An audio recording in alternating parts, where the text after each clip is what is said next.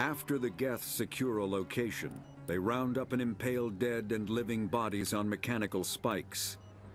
The spikes rapidly transform these victims into withered husks, extracting water and trace minerals, and replacing them with cybernetics. The cybernetics reanimate the lifeless flesh and tissue, transforming the bodies into mindless killing machines. Some Alliance soldiers refer to the Husks.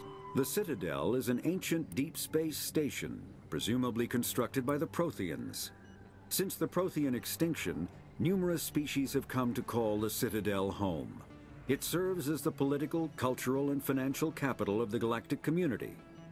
To represent their interests, most species maintain embassies on the Presidium, the Citadel's inner ring. The Citadel Tower in the center of the Presidium holds the Citadel Council Chambers. Council affairs often have far-reaching effects on the rest of the galactic community. 5 arms, known as the Wards, extend from the Presidium. Their inner surfaces have been built into cities, populated by millions of inhabitants from across the galaxy. The Citadel is virtually indestructible. If attacked, the station can close its arms to form a solid, impregnable shell. For as long as the station has existed, an enigmatic race called the Keepers has maintained it. I'll just skip the Council Inspectors, I've already heard enough about them. Humanity's first contact with an alien race occurred in 2157. Yeah, and I'm sure I've had that on before. The Mako infantry fighting vehicle was designed for the System Alliance's frigates.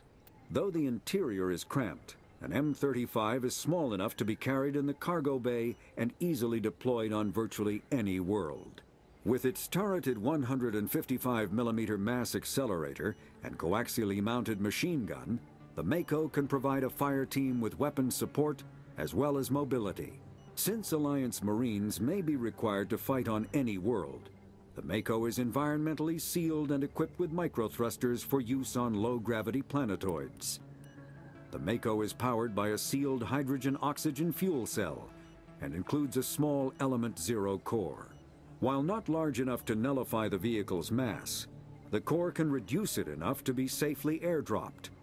When used in conjunction with thrusters, it also allows the Mako to extricate itself from difficult terrain. Biotics is the ability of rare individuals to manipulate. When subjected to an electrical current, the rare material dubbed Element Zero, or EZO, emits a dark energy field that raises or lowers the mass of all objects within it. This mass effect is used in countless ways, from generating artificial gravity to manufacturing high-strength construction materials. It is most prominently used to enable faster-than-light space travel. EZO is generated when solid matter, such as a planet, is affected by the energy of a star going supernova. The material is common in the asteroid debris that orbits neutron stars and pulsars. These are dangerous places to mine, requiring extensive use of robotics, telepresence, and shielding to survive the incredible radiation from the dead star. Only a few major corporations can afford the setup costs required to work these primary sources. Humanity discovered refined Element Zero at the Prothean Research Station on Mars, allowing them to create mass effect fields and develop FTL travel. Element Zero can increase or decrease the mass of a volume of space-time when subjected to an electrical current. With a positive current, mass is increased. With a negative current, mass is decreased. The stronger the current, the greater the magnitude of the dark energy mass effect. In space, low-mass fields allow FTL travel and inexpensive surface-to-orbit transit. High-mass fields create artificial gravity and push space debris away from vessels. In manufacturing, low-mass fields permit the creation of evenly blended alloys, while high-mass compaction creates dense, sturdy construction materials. The military makes extensive use of mobility-enhancing technologies, with mass effect utilizing fighting vehicles standard frontline issue in most military forces. Mass effect fields are also essential in the creation of kinetic barriers or shields to protect against enemy fire. Omni-tools are handheld devices that combine a computer microframe, sensor analysis pack, and manufacturing fabricator. Versatile and reliable, an Omni tool can be used to analyze and adjust the functionality of most standard equipment, including weapons and armor, from a distance. The fabrication module can rapidly assemble small three-dimensional objects from common reusable industrial plastics, ceramics, and light alloys.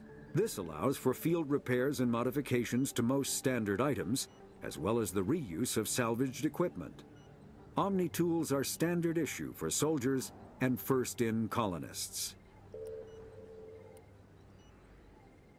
Combat hard suits use a dual-layer system. Kinetic barriers, more commonly called shields, provide protection against most mass accelerator weapons. Whether on a starship or a soldier's suit of armor, all modern infantry weapons, from pistols to assault rifles, use micro-scaled mass accelerator technology.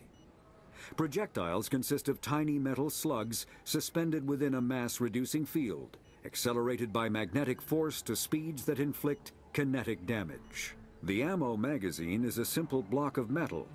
The gun's internal computer calculates the mass needed to reach the target based on distance, gravity, and atmospheric pressure, then shears off an appropriate-sized slug from the block.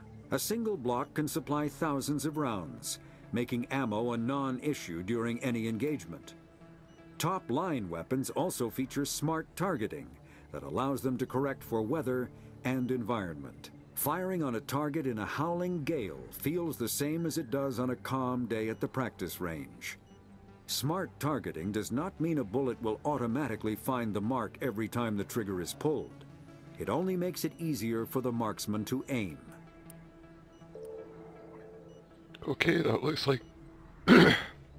Excuse me, that looks like it for now. I'll just click that anyway, just to make sure.